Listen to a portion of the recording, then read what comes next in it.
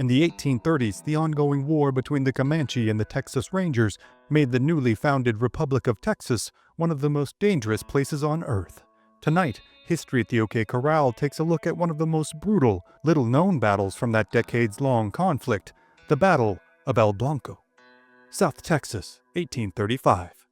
Just before dawn on his ranch 15 miles west of the town of Gonzales, local rancher John Castleman is suddenly awakened by a blood-curdling scream.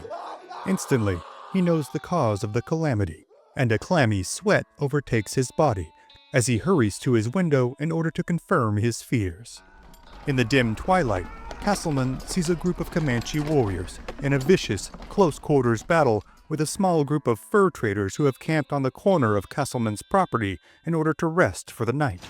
As the screams of the wounded and the war whoops of the warriors seem to resound off the nearby oak trees, Castleman scrambles to pull on his clothing and boots, grab his rifle, and usher his terrified wife away from the window nearest the fighting. As his level of anxiety rises, so too does his frustration with the dead and dying fur trappers only a few dozen yards away from his front door. Why had they not taken him up on his offer? Why had they been so foolhardy as to camp in the open in the middle of Comanche country? Now, instead, they have all likely signed not only their own proverbial death warrants, but those of Castleman and his wife as well. It had been the previous evening when the group of French and Mexican fur traders had happened upon his ranch as they traveled west from Gonzales down the Guadalupe River. Though he was uninterested in purchasing any of their wares, Castleman had invited the party to stay inside of his cabin, warning that this area had been plagued with Comanche raiding for the past few years, and that sleeping in the open was incredibly risky. The haughty Frenchman, who served as the party's leader, had quickly refused the offer, asserting that he and his men were heavily armed and wholly unconcerned with the prospect of any potential attack. Castleman had granted their request to camp at the edge of his property near the river, but now, as he prepares for the Comanche to attack his cabin, he curses himself for his own charity. However, all he can do now is watch and wait. As he pensively rechecks his weapon and attempts to fortify his front door, he does his best to push the countless accounts of the horrors of Comanche raids that have circulated the area recently out of his mind, and to focus on the coming fight. Still unsure if the Comanche have even noticed his cabin, Castleman notices a lone warrior who has broken off from the attack, and is now curiously inspecting a sheet of white paper attached to a tree roughly 150 yards from the cabin. This paper, peppered with bullet holes, has been placed there by the rancher for use as target practice. Confident that he can make a lethal shot at this distance, Castleman momentarily raises and aims his rifle, but is quickly rebuffed by his wife, who pushes the barrel of the weapon down and insists through panicked whispers that the most prudent course of action is to remain quiet and, hopefully, hidden.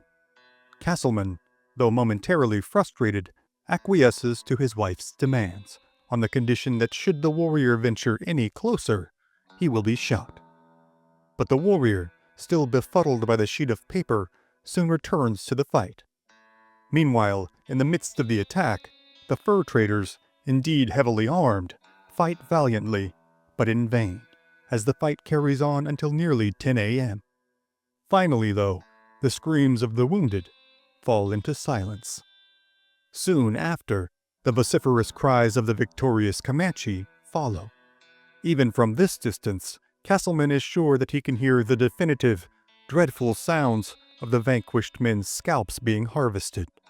For the next hour, the rancher is sure that he and his wife will be the next to face the Comanche's wrath.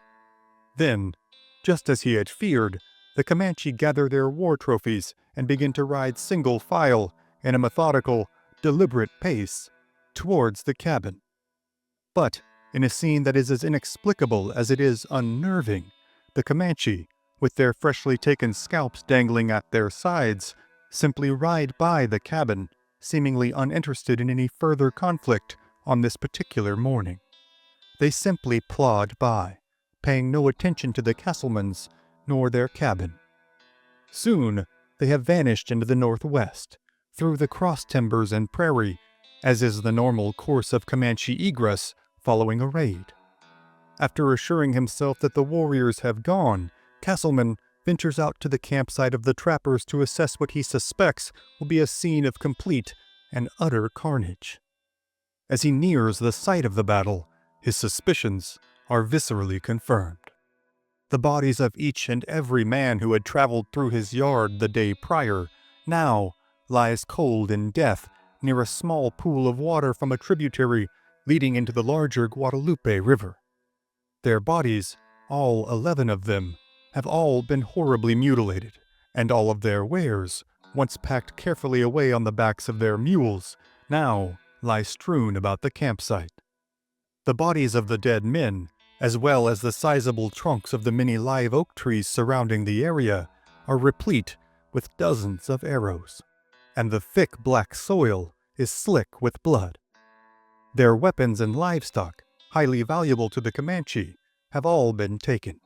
It is abundantly clear that there are no survivors, and now Castleman knows his only next course of action will be for himself and his wife to make the trip to the nearby town of Gonzales in order to notify the only local law enforcement in the area, the Texas Rangers.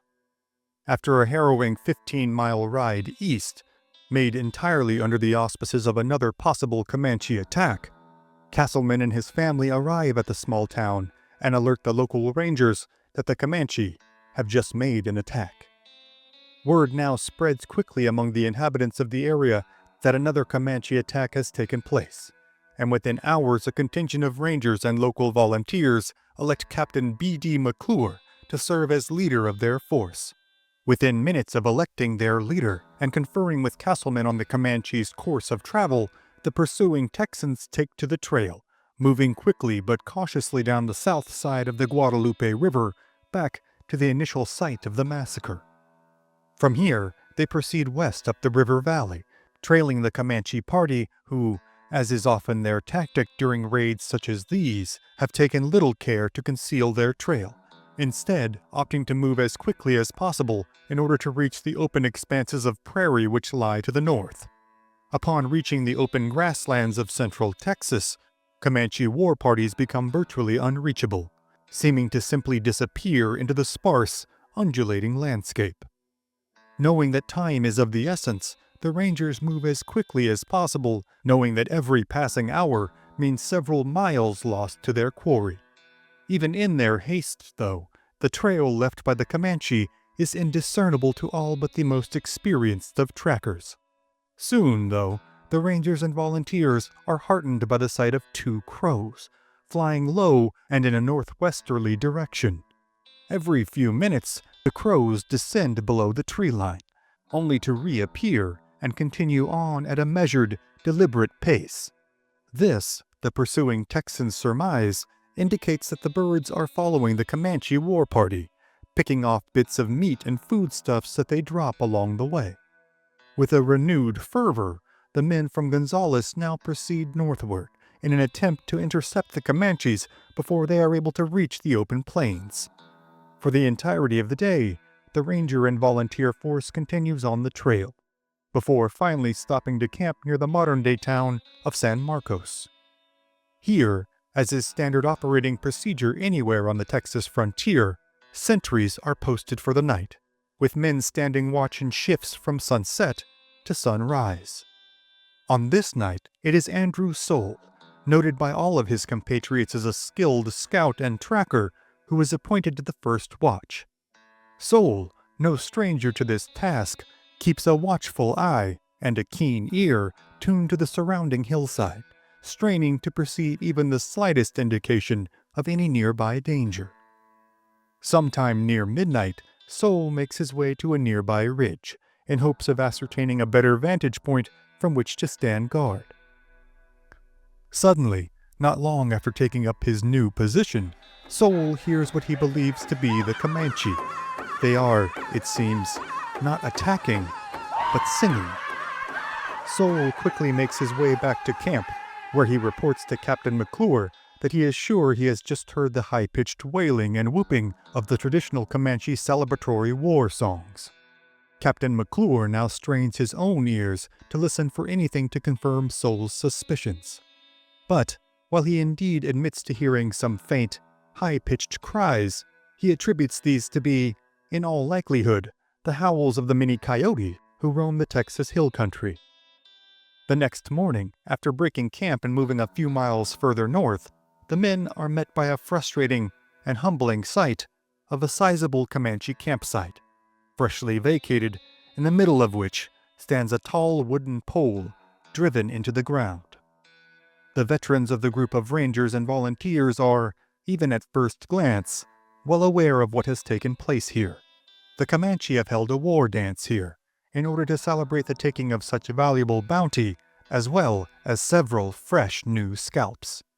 Many among the pursuing party are disheartened at this discovery, knowing that they have come within only a few short miles of the Comanche. Still, left with only the options of abandoning their chase or continuing on, the party resolutely continues their path, now following the Comanche trail further to the northwest, eventually running into the Blanco River deep in the Texas hill country. They spend another night in a cold camp with sentries posted on the banks of the Blanco River. Waking the next morning to an eerie fog, the rangers and volunteers again take up their pursuit, though now even more encumbered by the layer of fog making their surroundings less discernible and seemingly more restricting than usual. The party now moves slowly, again pushing to the northwest and into the Blanco River Valley. Finally, the rising sun and heat of the morning eventually burn away the obstructive fog. Then, just as suddenly as the fog has dissipated, a lone Comanche warrior appears atop a hill a few hundred yards away. Sitting astride his fleet-footed, short-legged pony with all the regalia and weaponry of war, the warrior presents a curious, conspicuous sight from his high vantage point. The novelty of a singular Comanche, sitting alone and exposed to fire, gives a momentary pause to even the veterans among the Texans. For a prolonged, anxious few moments, they sit transfixed, unsure as to the Comanche's next move. Then, like the cry of a formidable bird of prey, the lone warrior lets loose a string of sharp, shrill war cries which echo off the river valley walls. Seconds later, the air is filled with dozens more of these war cries in response, and suddenly, the Comanche warriors that the Texans have trekked for so many days are, seemingly, everywhere.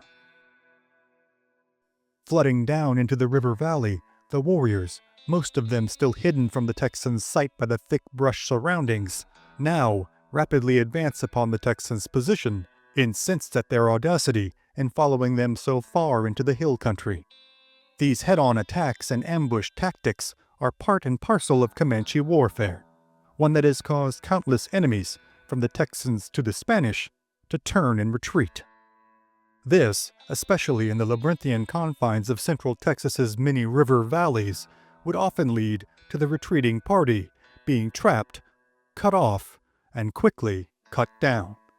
However, the veterans in this party of Texans are well aware of this tactic and have been anticipating encountering a Comanche attack under these circumstances since the moment they left Gonzales. Captain McClure now orders his men to advance upon the Comanche. The counterintuitive tactic, though requiring an immense amount of fortitude, has proven the only effective measure in combating a Comanche ambush. The two parties now move towards each other, several hundred yards apart, their horses moving at full gallops across the tenuous, rocky ground, their riders urging them on, with both Comanches and Texans alike letting loose ferocious, booming war cries and commands.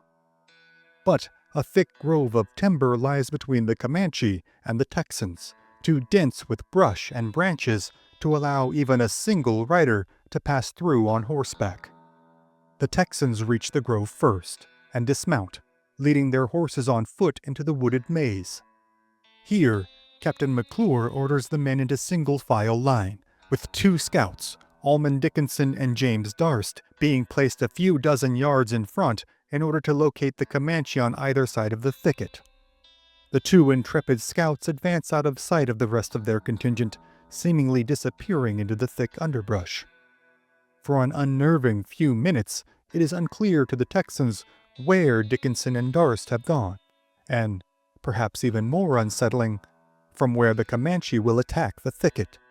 Many among them begin to wonder whether the ostensible cover provided by the thicket will be useful at all, or whether it will simply trap them like proverbial fish in a net for the Comanche. As the Texans take stock of their present situation, they are suddenly greeted by the sight of Dickinson and Darst, sprinting back towards their lines. Just as the cries of "Comanche! Comanche!" leave the mouths of the running men, they are summarily drowned out by the crack of Comanche rifles, whose bullets tear into the limbs around them and kick dirt and rocks into the faces of the men in the Texas line. Within only a few seconds, several Comanche warriors can be seen pursuing the two scouts into the thicket, only yards behind them. The Texans, Rangers and volunteers alike, attempt to take aim and fire, but are unable to ascertain a clear vantage point for a shot that will not endanger their fleeing comrades. Dickinson and Darst, keenly sensing their predicament, now split ways, to the left and to the right, leaving their comrades a clear line of fire upon their attackers. Captain McClure now looses a shot from his flintlock rifle, falling the Comanche warrior closest behind his scouts. John Castleman himself fires the next shot, hitting the warrior running just behind the first, sending the two Comanche violently crashing to the ground, virtually one on top of the other. Andrew Soule attempts to fire next, but he has made a critical mistake. Earlier in the day, seeking to keep the flash pan on his weapon from getting wet in the morning fog, he had stopped up the small hole leading to the weapon's charge of gunpowder. However, Soule has forgotten to remove this blockage, and now his rifle misfires, allowing a Comanche warrior to come within steps of him before being dropped by another Texan rifle. The remainder of the attacking warriors now reverse course, heading out of the thicket and back to the riverbank, all the while maintaining their vociferous war cries. The Rangers and volunteers now pursue the warriors out of the thicket, where they are quickly met by several dozen more Comanche, and a vicious fight unfolds on the banks of the Blanco River. However, for all their vaunted prowess as fearless warriors, which they certainly are, the Comanche are, also, pragmatic capitalists of the highest order. As much pride as is taken in raiding and the taking of scalps, their primary goal now is to return home alive with the many spoils of their conquest.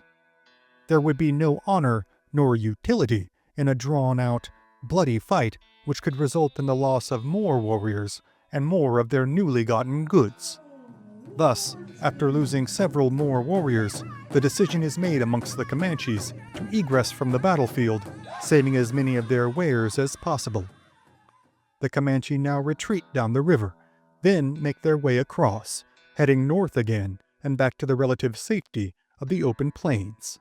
This is not, however, before Andrew Soule is able to finally fall a Comanche warrior with his rifle, as he dispatches an unfortunate Comanche who ends up on a section of riverbank too steep to climb out of.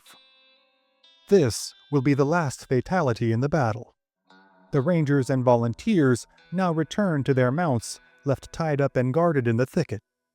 Miraculously, none of the men have been injured, nor have there been any fatalities on the Texans' side. That is, save for one man who is presumed killed for the first few hours after the conclusion of the fight, but later returns, looking, as his comrades would later recall, as, quote, wild as a buck. The man, whose name is lost to posterity, is found without a weapon, hat, or boots. He could, quote, give no rational account of himself, except to say that he could not stand the firing and yelling and had unconsciously fled in terror. The goods that had been left by the Comanche are now loaded up, and the party make their way, cautiously but without incident, back to the town of Gonzales. While many of the men of this expedition will return to their regular lives as farmers and ranchers in the area, many of them will go on to become names of Texas legend. In addition to Andrew Soule, who will go on to a storied career as a Texas Ranger, is Matthew Caldwell, known as Old Paint for his sun-mottled skin. Caldwell will become a legendary ranger for whom Caldwell County, Texas, is today named. Almond Dickinson, one of the 2 scouts who had ventured forward from the thicket to locate the Comanche, will meet his end roughly 1 year later at the Battle of the Alamo. It will be only a matter of weeks before the Comanche raiding parties again strike the area, and this pattern of violence will continue unabated, resulting in many such confrontations as this one on the Blanco River, known today as the Battle of El Blanco.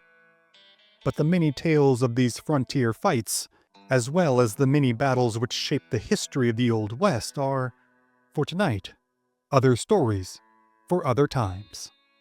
Thank you for joining us on History at the OK Corral. If you like this story, click on one of the videos on your screen now to hear more. Also, if you'd like to learn more about Old West history, be sure to sign up for the HOKC newsletter. Link is in the description. Thank you again for watching, and we'll see you next time on History at the OK Corral, home of history's greatest shootouts and showdowns.